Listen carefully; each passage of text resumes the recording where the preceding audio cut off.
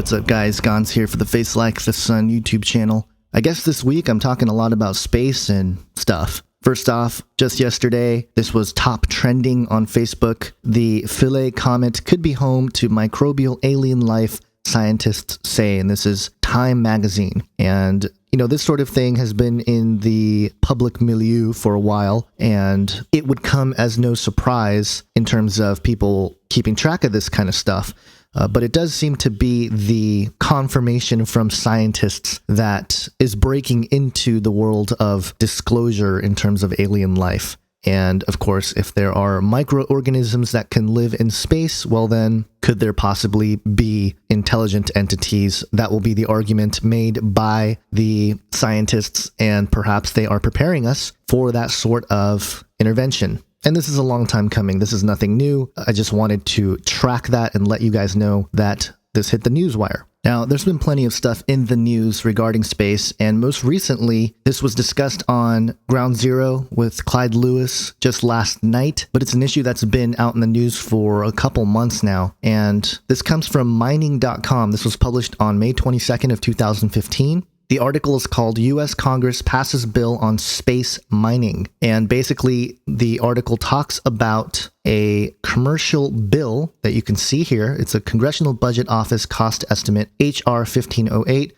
Space Resource Exploration and Utilization Act of 2015. And basically, it allows companies to start mining space for commercial interests. And there's also a letter that was written to Congress talking about the necessity of property rights regarding space mining that need to be in place in order for this sort of mining to be effective for the Earth. Quote, the technologies needed to open the space frontier to sustainable settlement will never be developed, let alone deployed, unless investors know that they have enforceable rights to the fruits of their investments and the ability to operate peacefully without interference. Now, this is really interesting because, first off, there are rumors, conspiracies, all of that concerning mines that already exist on Mars, even a civilization that exists on Mars, and there's no way for me to verify that. There are only stories and whistleblowers that have come forth to talk about those issues, and so perhaps there is a secret space program out there already doing this. And of course, there's the famous quote from Gary McKinnon, who was an English hacker that allegedly hacked into the Pentagon and everything else. He is quoted as saying, quote, I found a list of officers' names where he claimed under the heading non-terrestrial officers. And so we may already have a secret space program doing that. In fact, actually, based on the research I've done for my book, which is still in the works, I actually do think that this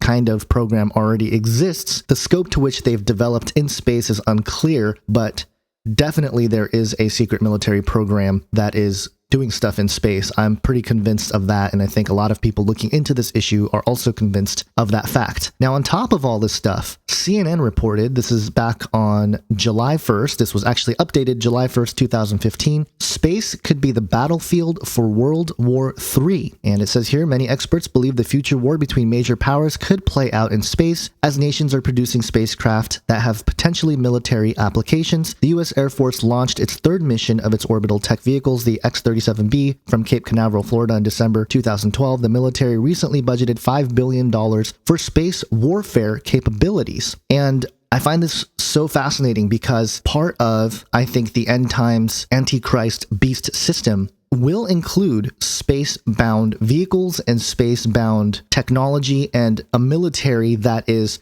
in possession of space-based weaponry. And I've pointed this out several times, but it's worth noting again. In Revelation 13:4, it talks about the dragon giving authority to the beast, where the people say, who is like the beast? Who can make war with him? And other people have pointed out the latter half of Revelation 13, where the false prophet, the second beast, calls fire down from heaven. And some have speculated that perhaps that has something to do with military crafts or some sort of space technology, space weapons that exist out there as well.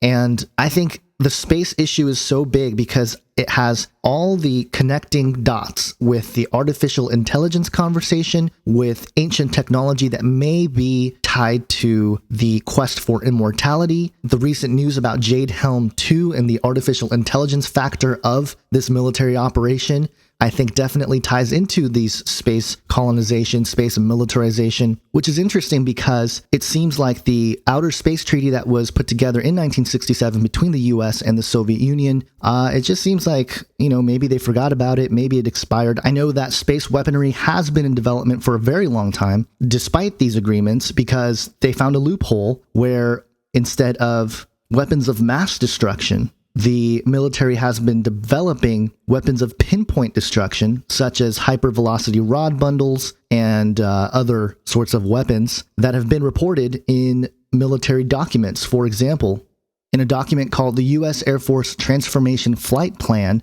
published in November of 2003, it talked about these space-bound planetary defense mechanisms and stuff like that. So again, definitely out there, these programs have been in place. I think a secret space program has been operating for a very long time, and we're sort of seeing the public manifestation of these sorts of technologies with the mining companies, with the renewed interest of space, with all these different countries going out there and stuff like that. I think there is definitely something going on. And as a final note, I don't feel bad for Elon Musk, but man, he can't really catch a break.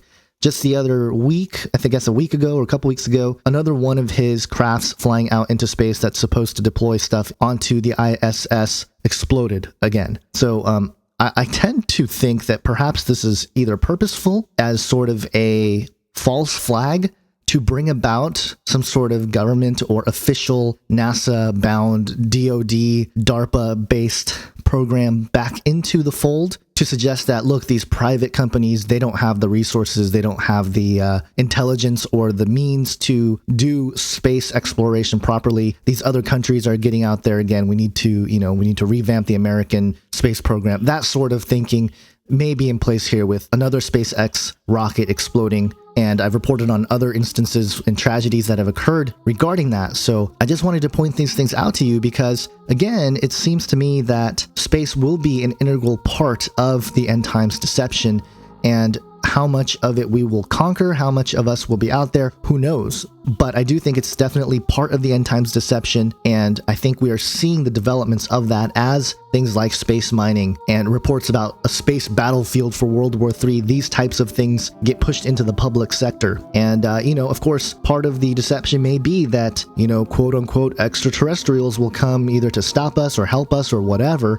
That's definitely in the cards as well, with the announcement of this microbial life that could be on the comet Philae. So all that being said, don't be filled with fear, but be sober-minded, stay in the Word, and be blessed. Take care, guys.